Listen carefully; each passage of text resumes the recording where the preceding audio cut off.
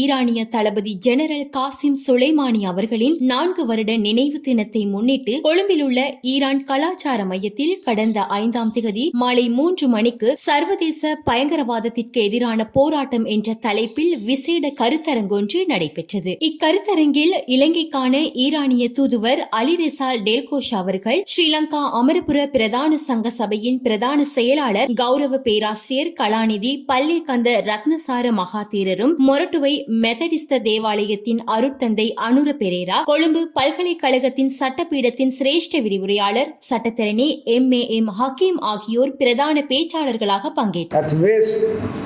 Asian region, Daesh Takfiri group attacked Syria and Iraq, aiming to violate the security and comfort of the people.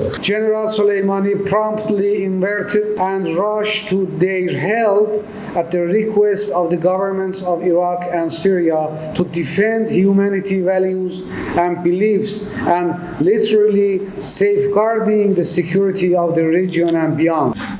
මාතෘකාව හැටියට සඳහන් කරලා තිබුණේ ලෝක ත්‍රස්තවාදයේ මඳුවේ පිටදැකීම් පිළිබඳ. මේදී තාමත්ම අපිට බොහොම පරිස්සම් වෙන්න වෙනවා මේ වචන භාවිතා කිරීමේදී ත්‍රස්තවාදයේ සහ ඒ වගේම දේශප්‍රේමී සටන් කියන මේ වචන දෙක අතර. මොකද මේ වචන දෙකම ඕනම කෙනෙකුට ඕනම රටකට එය සාපේක්ෂක වෙනවා. කෙනෙකුට ත්‍රස්තවාදී වෙන එකත් තවත් කෙනෙකුට ලිබරේෂන් එහෙම නැත්නම් නිදහස් සටනක් ආදී වශයෙන් හඳුන්වීම මේ ලෝකේ දැන් පුරුදුලා තියෙන කටයුතු. But when we talk about actual act of terror means what? When we talk about violence, ordinary sense of violence, it's suppressed by a law of the country, it's been by criminal law. In times of armed conflict, parties to an armed conflict, they engage in violence that is by the international law, that is permitted, accepted, because they have the right to engage in armed conflict. In times of armed conflict, parties to the conflict are permitted only to use violence against identified, recognized combatants. They cannot use violence against non-combatants. Who are non-combatants? Civilians, and also who are injured soldier, wounded soldier, sick soldier, who are surrendered soldiers. They cannot be targeted at any time. If a soldier targeting these non-combatants, what we call act of terror, or otherwise what we call violation of international humanitarian law. So at this point we are talking about combating international terrorism. I take this point because the meaning of definition of terrorism has taken a long discourse in the international legal history.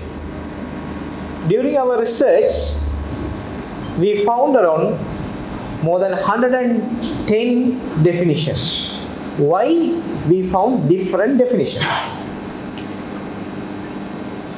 One man's terrorist, another man's freedom fighter. At the same time, the act of terror is targeting non-combatants, civilians, and non-military targets. So creating fear among civilians and achieving military objectives. So that is condemned, that is known as violation of international law, and also if it's committed in times of armed conflict, we call that violence. Today the world is full of stories of unlawful use of violence or threats to intimidate or coercion a civilian population or government with the goal of furthering political, social, or ideological objectives. The state of fear and submission produced by terrorism. So we heard how our friend explained the international terrorism. The people who combated against about terrorism also are called terrorists. This is the dilemma. The people who combated against about terrorism also are called terrorists. We have experienced this for 30 years here in Sri Lanka.